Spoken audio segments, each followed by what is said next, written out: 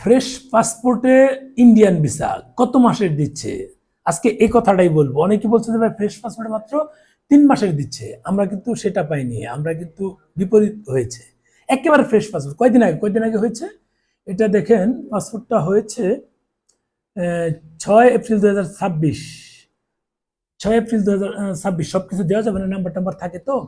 আমি শুধু এটা বলতে ফ্রেশ পাসপোর্ট শুধু একটা জিনিস দেখাই, দেখেন আপনাদের এই আর কিন্তু অন্য কোনো নাই, এই আর কোনো পাসপোর্ট নাই, আর কোনো পাসপোর্ট নাই।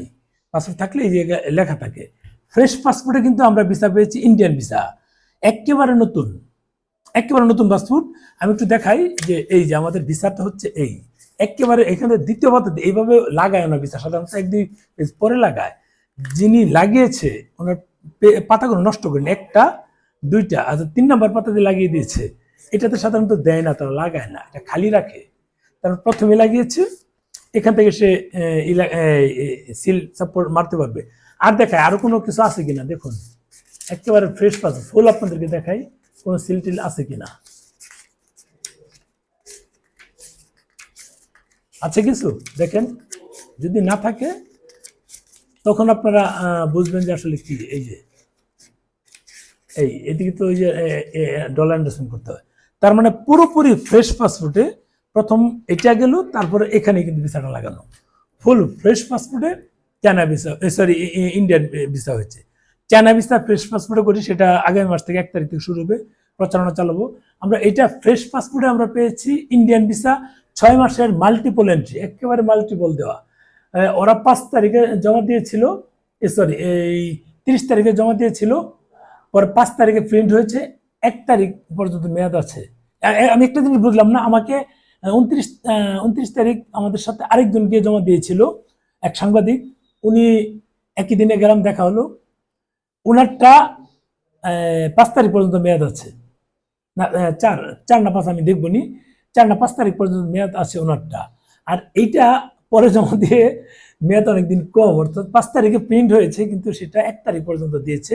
আরো 2 দিন 3 দিন 4 দিন বাড়াতে পারতো, আমাদের লাস্টের প্যাকেজগুলো ধরতে পারতাম। অনেকটা 25 তারিখে বা 26 তারিখে পাঠাইলেও যেন 2-3 তারিখ 4 তারিখ থেকে তারপরে আসতে পারতো। এখন তো 30 তারিখে 31 তারিখের মধ্যে 31শে ডিসেম্বরের মধ্যে ফেরত আসতে হবে, তাহলে 1 তারিখে রিস্ক হয়ে যায়। এ হচ্ছে হিসাব। যাই হোক, ফ্রেশ পাসপোর্টে ইন্ডিয়ান ভিসা পাওয়া যাচ্ছে মাল্টি এন্ট্রি। যারা বলছে যে এটা ভুল বা ভুল তথ্য, তাদেরকেই দিলাম একেবারে নতুন পাসপোর্ট, একেবারে নতুন চকচকা। আমার অফিসের এমপ্লয়ি এখানে আসার পর পাসপোর্ট করানো হয়েছে। যেহেতু আমরা ট্রাভেল বিজনেস করি, আমরা ঘুরতে যাব, আমরা প্রত্যাশা করেছিলাম যে এই এপ্রিল মাসের দিকে হয়তো খুলে যাবে, যদিও মে মাসে খুলবে, যদিও খুলে নাই, তারপরে জুন মাসে তো এসে খুলেছে। তখন এই কারণে ওকে দিয়ে জরুরিভাবে পাসপোর্ট করিয়ে রেখেছিলাম, আমাদের গ্রুপ নিয়ে যেন যেতে পারে। ঠিক এটাই, আর কিছু না। তার মানে হলো যে ফ্রেশ পাসপোর্টেও 6 মাসের ভিসা হচ্ছে, এটা কনফার্ম। আপনার হয়তোবা আমলনামা চেক করতে পারে, বা যাই হোক, আগে যেটা ভেবেছিলাম যে ভারত হয়তোবা ব্যাপক মানে যাচাই বাছাই করে দেন ভিসা দিবে, এখন দেখছি না।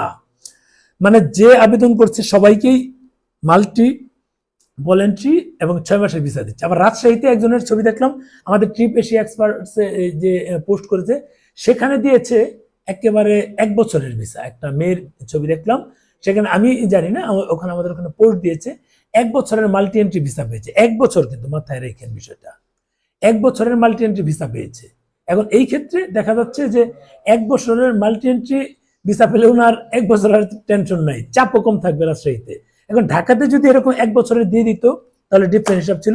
এখন কিছু কথা বলি যে ওয়েস্ট বেঙ্গল এতদিন কিন্তু মমতার অধীনে ছিল, এখন কিন্তু এই মমতা নাই, এখন আছে বিজেপি।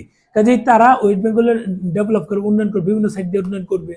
এখন অনেকেই যেটা বলছে যে এখন হয়তো ভিসাটা তারা বেশি পরিমাণে দিবে, যেন লোকজন যাতায়াত করে, কারণ রেমিটেন্স থেকে অনেক আসে, এটা অস্বীকার করার উপায় নাই। এটা তো মোট রেমিটেন্সে একটা ব্যাপক প্রভাব ফেলে ওয়েস্ট বেঙ্গলে। তাহলে এটা তারা ভিসা দিচ্ছে, এটা তাদের সুবিধার্থে হোক বা যাদের সুবিধার্থে, আমাদের সুবিধা হচ্ছে, আমরা সুবিধা পাচ্ছি। আমরা যারা ঘুরতে যাই, আমরা যারা কেনাকাটা করি, বলছি তো আগেও, যারা ঘোরাঘুরি কি রাতের কলকাতা যারা পছন্দ করি, আমরা যারা মাটির ভারের চা প্রতি চুমুকে চুমুকে যারা আমরা মানে সেই তৃপ্তিটা অনুভব করি, সেই তৃপ্তিটা পাই, মাটির যে একটা গ্রান গন্ধ, সেটা আমরা পাই। আমরা কিন্তু কলকাতা নিয়মিত যাই, এইসব নানান বিষয় এগুলো দেখি। আবার ট্রাম আছে, ঐতিহ্যবাহী ট্রাম, টানা রিক্সা, শতবর্ষীয় টানা রিক্সা, ট্রামও বহু পুরাতন। সবকিছু মিলিয়ে যে ওখানকার একটা ফিল, পুরাতন বিল্ডিংগুলো ব্রিটিশ আমলে নির্মিত বিল্ডিংগুলো দেখলে যেমন একটা ফিল আসে, মানে নিচে কোনো খুঁটি নাই, হাওড়া ব্রিজ গেলেই তো বুঝবেন যারা গিয়েছেন। মানে একবার যদি আপনার কলকাতার আপনার পা পড়েছে, পরবর্তীতে আপনার একটা আকর্ষণ তৈরি হবে যাওয়ার জন্য। তবে ওখানে কিছু মানুষ আছে আমাদেরকে দেখলে যাদের চুলকায়, সেটা ডিফারেন্ট হিসাব, সেটা সব জায়গাতেই থাকে। এই মানুষগুলো কিছু চুলকানি থাকে, আমাদেরকে দেখলে চুলকানো হয়, এখন অনেকে কমেন্টস, নেগেটিভ কমেন্টসও করে, এরকম কিছু থাকবেই, এটা ব্যাপার না, আমরা সেটা চিন্তাও করি না। কিন্তু যেহেতু মানে টুরিস্ট চালু হয়েছে, আমরা ফ্রেশ পাসপোর্টের ভিসা পাচ্ছি, যে কেউ এখন যেতে পারবে, এটা হচ্ছে সবচেয়ে খুশির খবর। ভালো থাকবেন। ফ্রেশ পাসপোর্টে এই মাল্টি এন্ট্রি 6 মাসের ভিসা পাওয়া যাচ্ছে, এটা জানানোর জন্য অন্তত একটা শেয়ার দিয়ে রাখবেন।